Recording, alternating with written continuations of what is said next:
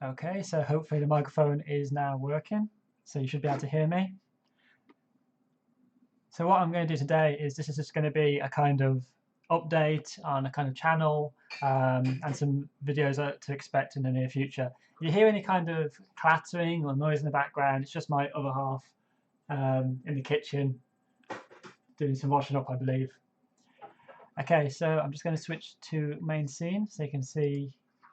Hopefully that all works. You hopefully should be able to see me. We should be able to see the chat stream. I'll switch that to live chat, like so. There we go. Okay, so what I'm aiming to do today is I'm just going to play about a little bit more with Unreal. So what I'm currently working on or looking at is I've run a poll on my social media channels and on YouTube community, which is what tutorial series you'd like to see next. So far, it seems to be very much leaning towards After Effects, so I will be looking to doing some After Effects videos, which will be easy enough to do. I've got to do them anyway from part of my job. But I'm also looking for working on Unreal for some other projects. Hello, Joel, sorry. Yeah, if I mispronounce your names or sort of speak rubbish, just ignore me. I've just had 2 meetings today, so it's all fun working remotely, isn't it? Okay, so just going to show you this here. So this here doesn't look like much, and it really isn't. But this is a prototype room for what I'm aiming to work on, which is I'm trying to rebuild where I work. So this is one of the classrooms. This is the design lab, minus any of the models. So I've actually got to 3D model so much stuff in here. Just got basic max in here for now, which are not correctly textured. You can see there's a bit of issues there where the textures haven't quite lined up correctly. And I've just used a stock 3D model that's available for free from the marketplace. But that's not what I want to show you today. What I want to show you today is current progress on the grander plan. So zoom this out, turn this level off for a second. So this here is a perfectly to scale, minus a few additions such as fire escapes which need to be added, perfect to scale representation of the floor that I work on. As you can see, this is going to be a huge task. I'm going to have to 3D model sofas and chairs and tables. But the idea is I'm looking at how we look at and how we work post-COVID. So how we're going to work remotely more. So things like virtual production is going to be a lot more of a necessity in the world that we live in. So I'm trying to build something that can work in VR, but also not work in VR sort of thing. So that's the stage so far. All of this is not built the best way. The best way of building this would be actually to use something like Blender or 3ds Max. I've built this within Unreal itself using just the simple geometry tools.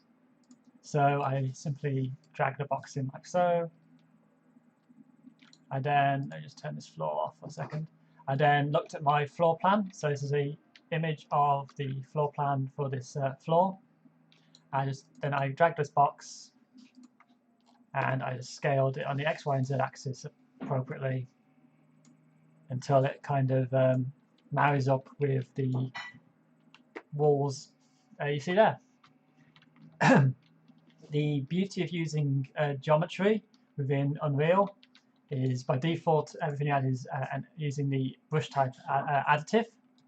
But if I was to create another box like so and select it, and under the brush settings change the brush type to be subtractive, it will now remove from the geometry that you intersect it with.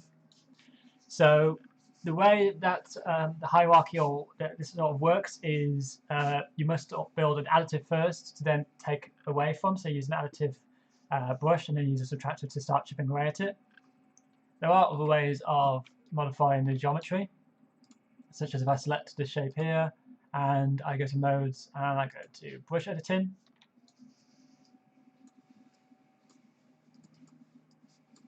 I should be able to adjust these values here.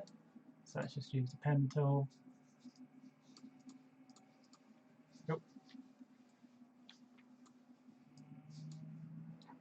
So I can use the tools here to modify things a bit more refined. Let's try edit again.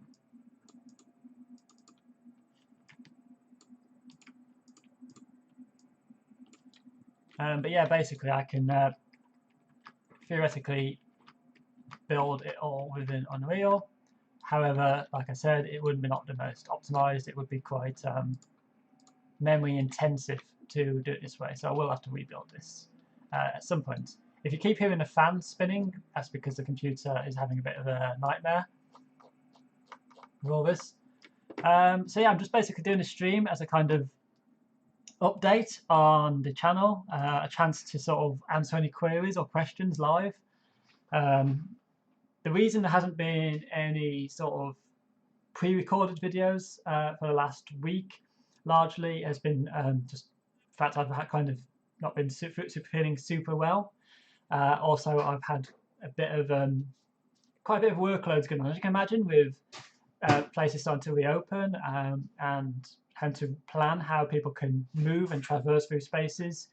That's kind of eating up a lot of my time and priority is how do I support the students that I'm employed to support in the best and appropriate way. Hence why I'm kind of working on tutorial videos and guides that are for them, which is not going to feature on this channel because I'm making them for where I work rather than for the wider public. Although I will try and sort of recreate some of these and sort of finesse them and make them available to the wider community in the future, where possible. So in terms of updates to the channel, a few things have happened recently. You'll find that also I have paused my Patreon this month. The reason for that is largely because I'm not producing the ready sort of amount of content that I was previously. I've kind of paused the Patreon at the moment because I don't feel it's right to sort of take on a monthly payment from my patrons, who are amazing. If it wasn't for them and AdSense's channel would be would be able to fund the time I require to invest in making these tutorials or exploring these avenues. So that's paused for the time being. Everything that is available on Gumroad is still available. So obviously, so on Gumroad you'll find all the packages for the tutorials I've made already on SparkAR, for example, are available to purchase. Each of these are sold at a heavily reduced price, essentially the price of a cup of tea for myself, because gotta keep drinking and hydrated. So if you never, but again, always never feel like you have to buy the packages. You can always just follow the tutorials and recreate it yourself for free. Because again, I'm not doing this for any financial return. It's one of the reasons why, for example, this channel is largely funded by AdSense and by views. I'm having to do this in my spare time. I can't do this during my working period of time, obviously because there'd be conflicts of interest there. Can't watch this alone because I'm at work. Thank you very much, Vampspiria, for your comment. Yeah, I'm not a. You can probably tell I'm not a YouTuber. It's not my kind of area of expertise. But I do want to try and help people where possible. Because my goal, my career aspirations are to eventually become a teacher. So to do that, I'm using this as a nice practice avenue, essentially. People quite often will think that, oh, making a video is fairly easy.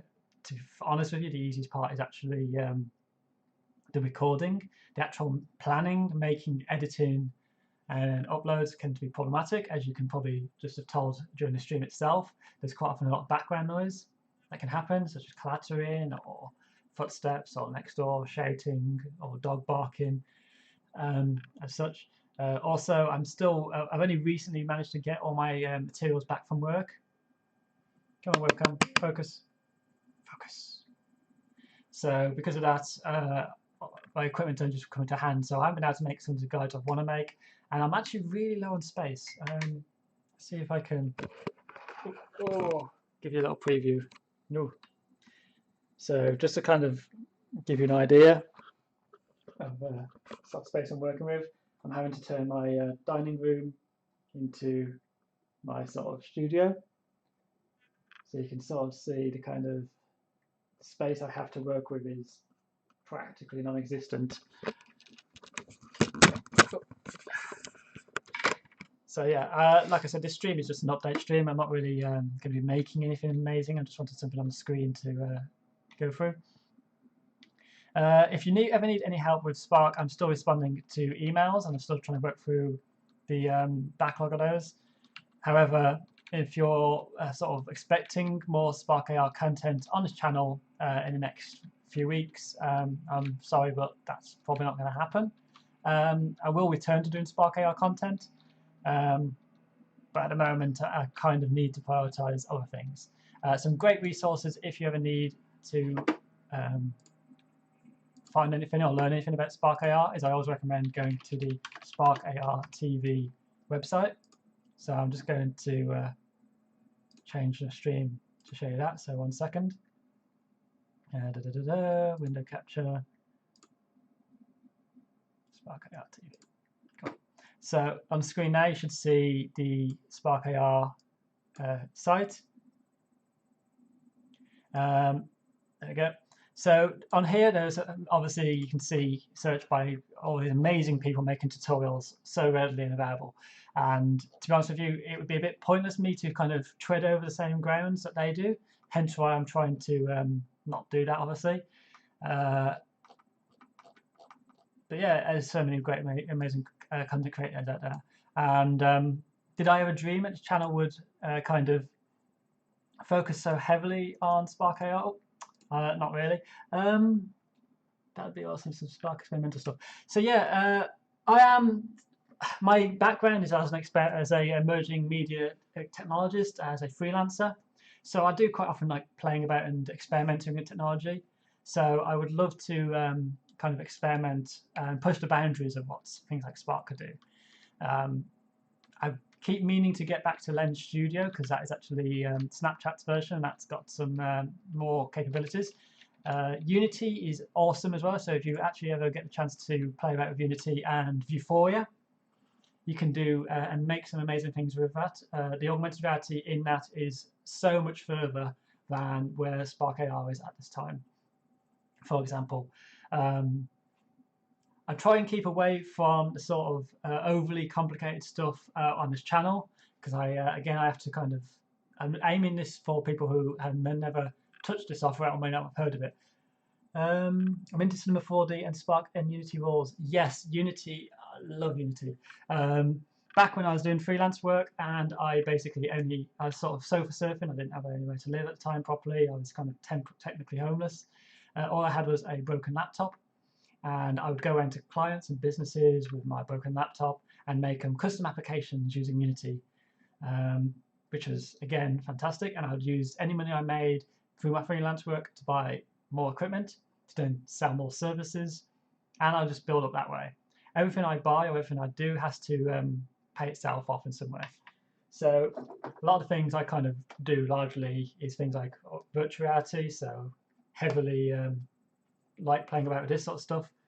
I'm currently trying to build a virtual production setup.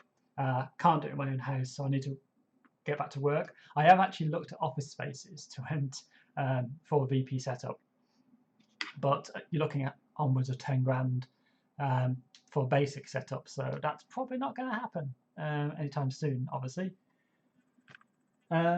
Robotics, I kind of quite enjoy doing some AI and Unity art and some apps.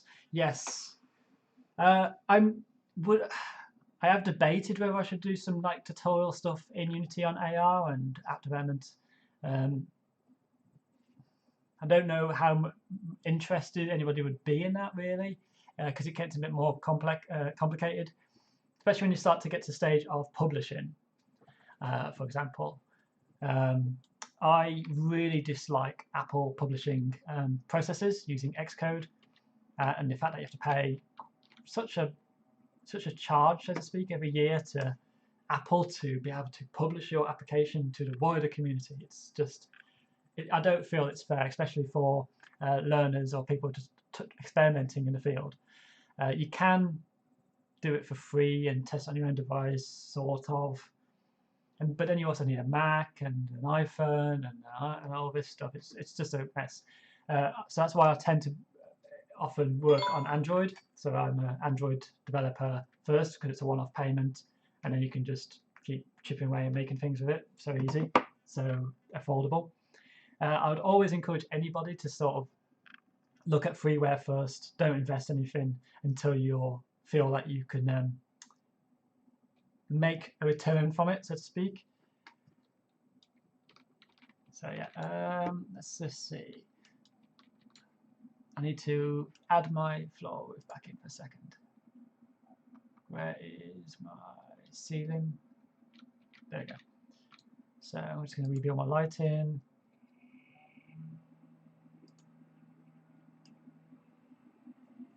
But yeah, I am very fortunate in the sense of I have access to the entire Adobe suite.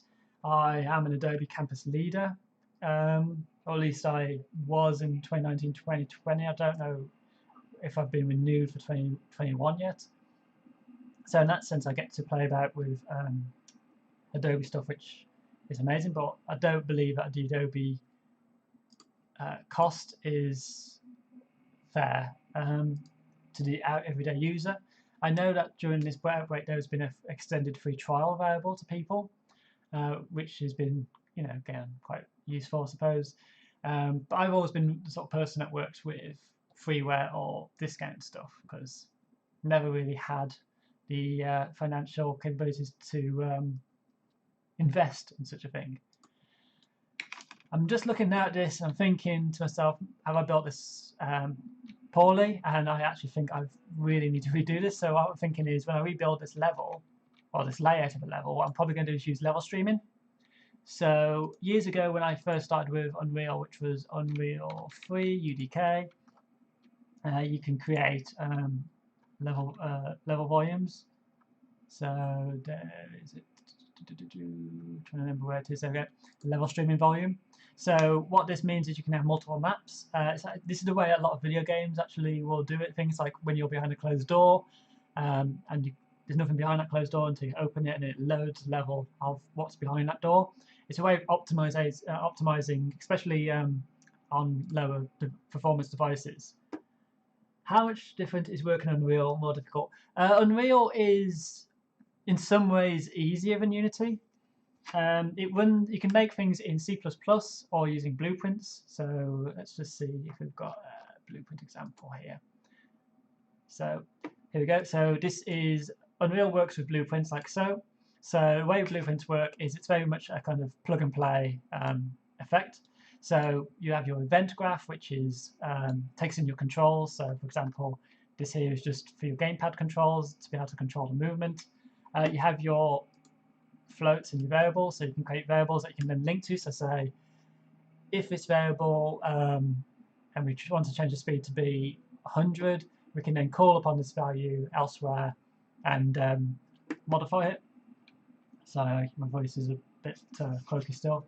This is what happens when you had 2 meetings in one day and you just sort of like go like, nope. But yeah, basically just right click, get a list of all your actions. So for example, you can make AR in Unreal. So you can go with like, let's say I want to key E. So if I want to have an action perform when I press the E key, I just type in the E key command. Where is it? There we go. So there we go. So when E is pressed, I can make something invisible or visible. So I'm going to choose. Let's just add a cube to my scene. So let's just add this here. Go back to my blueprint. Is my blueprint showing up in the stream? It's not. 1 second. Let's just see if I can show the show that up. 1 second. Where is it? There we go. It's a live one. That's not the one I'm after.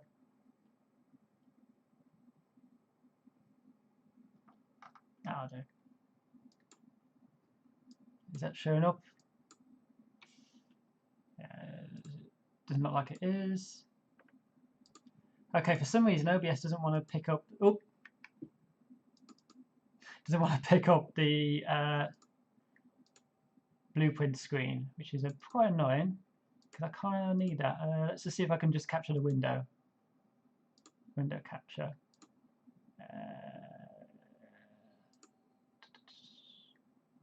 No, that's not having it either. Screen capture, display capture. Okay, so I'm just going to show you this way quickly. So back into here.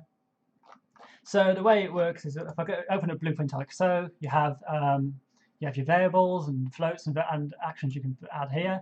So you've got your camera boon. So when you click on something, for example, follow camera, you have a list of events. So you can say when something is performed by clicking on plus. You can have some lead off on it.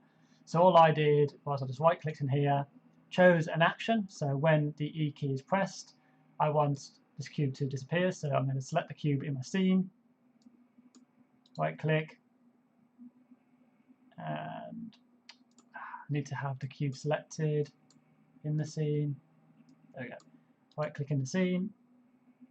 I should be able to call upon the visibility of that action. So set visibility.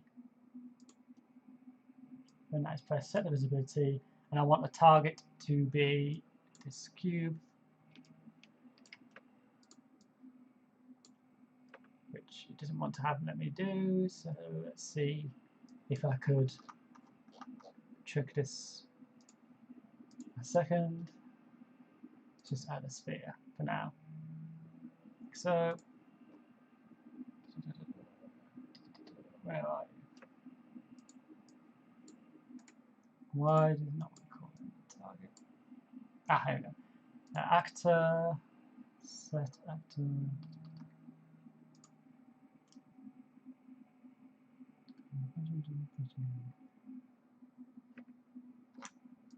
I should be able to set the target of the cube.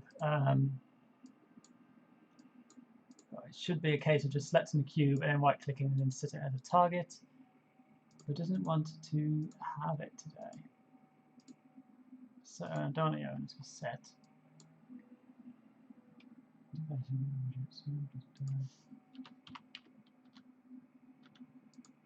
Anyway, I'll show you into tutorials on how to do that later on, but you should be able to just view blueprints to be able to control everything. I'm just going to close this window down. There we go. Unreal is really it gets fiddly when you want to start to reference other things from other windows, but you can kind of get your head around it within like an hour, just following some online tutorials quite quickly. It's really good. Don't want to do that.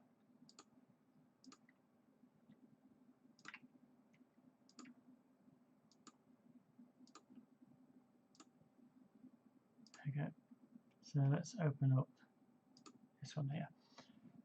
Split this to stream.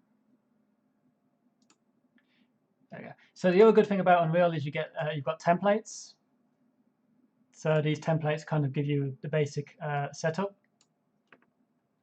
So what we have here, for example, is this is using the third-person template. And what I've created earlier is I created this light blueprint. So if I go to the edit blueprint window, which again won't show up on the window because OBS doesn't like things working for me today. So let's see if I can get this to play ball, which it isn't. Close that. Let's add in Satisfactory. Yeah, I love Satisfactory. Biggest problem I have with Satisfactory though is like I'm the only one that plays it in my house, so it gets quite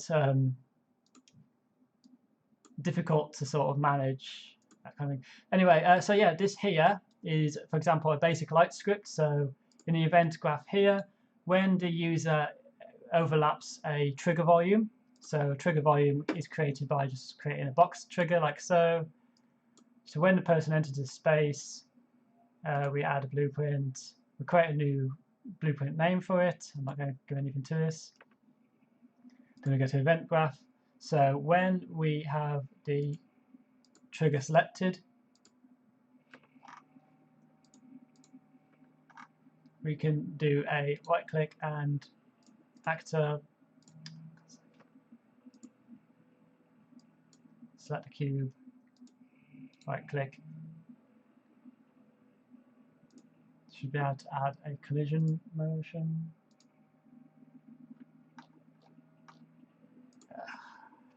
My computer is like not behaving today.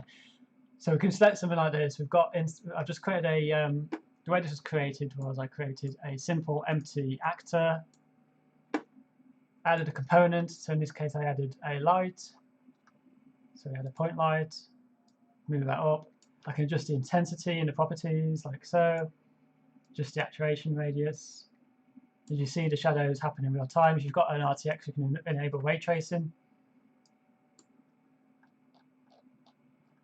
All these functions here can be called upon and adjusted within the blueprint editor. Let's just add a trigger volume. So that's a box collision. And I'm just going to scale that up using the scale tools, which is R. Go to blueprint, create a new blueprint for this. I'm just going to go like that. Go to event. So when I have my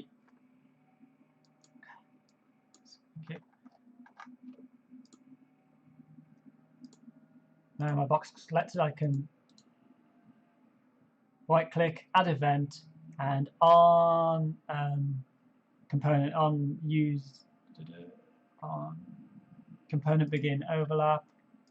So when this is overlapping an object, I could say set the visibility of something. So in this case, I want to set visibility of my light. I'm going to select my light, hit Control, drag that into my scene. Set this as a target of the visibility. When this is in there, I want the visibility to be true. I'm going to click Control C, Control V to paste this visibility. And I also want the same to happen when I leave the area, so I'm going to add another event. This is going to be on event end overlap. So when I leave that space, so like so, hook my target up like there, turn the visibility off. If I hit compile, come out of that and press play.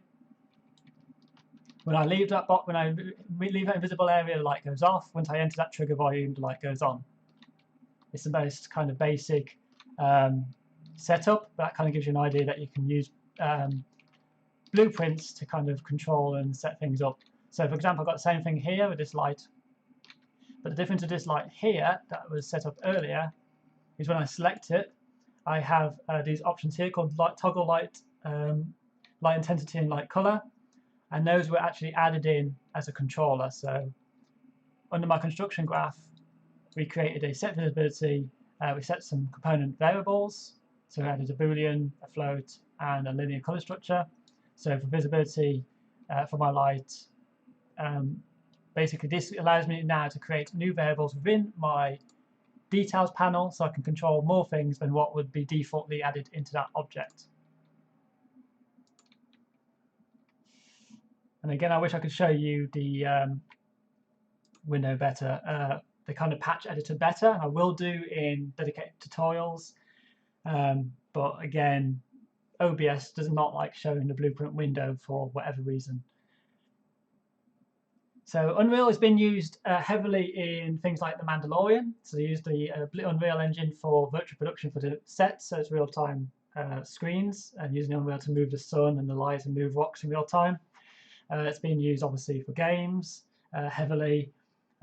It's a lot more powerful than Unity in terms of if you want super high realism. In terms of memory allocation, it's a lot better. However, it doesn't work very well typically on mobile devices. It's a bit more console and PC friendly than mobile friendly, I'd say. So yeah, I'll be doing some Unreal videos once I've kind of got my head around it a bit more. Because again, I have to learn. I have to know and learn about 35 pieces of software a year at any one time. And although I have used Unreal a lot and do a lot of VR stuff in it, I haven't touched it properly for the last 2 to 3 months. And with this whole world situation going on, it's kind of messed up my kind of brain a little bit, as I dare say, as a lot of people. Nope.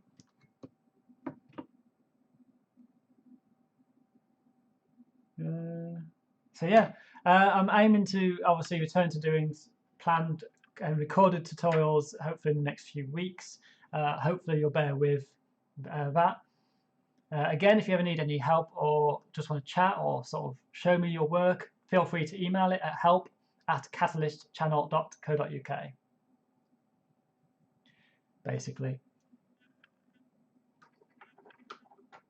So yeah, I am still getting very much used to this idea of YouTube. I don't like being on camera. I don't like streaming. So this is kind of why this is very experimental at this moment in time. I do prefer the idea of making a video and editing it. The problem is historically you'll find a lot of my what I want to call poor edited videos are tended to be videos that I've actually recorded that day, and then I've rushed to edit them and they get uploaded. So that kind of been a thing. But again, I have to kind of make content when I've got time to do so. I have to be in the right frame of mind. I have to be, the world has to be, the planets have to be aligned, and time has to be given to me to do so. So anyway, I'm going to end this stream here. This is, like I said, this is largely just an update, a kind of just a chat, a kind of me playing around with stuff in the background kind of thing. If you've got any queries, again, just let me know. I am always going to be willing to help. I want to try and promote the idea that creativity and education should be available to all and should be free where possible. And there are so many amazing YouTube people out there and content creators. So I'm not going to, again, I'm not the answer for everything. I would always encourage people to ask the wider community and try and play about with that stuff. Anyway, sorry this hasn't been a tutorial or a kind of formal video. I haven't really planned anything for this. This is just an update. Anyway, I hope you all stay safe. If you've got a weekend coming up, have a great weekend. And I will hopefully see you again in the very near future. Hopefully we'll have a video next week, but no promises on that because time. Thank you for watching and goodbye. I don't have any outward music, so I'm just going to have to switch you to the waiting scene, like so.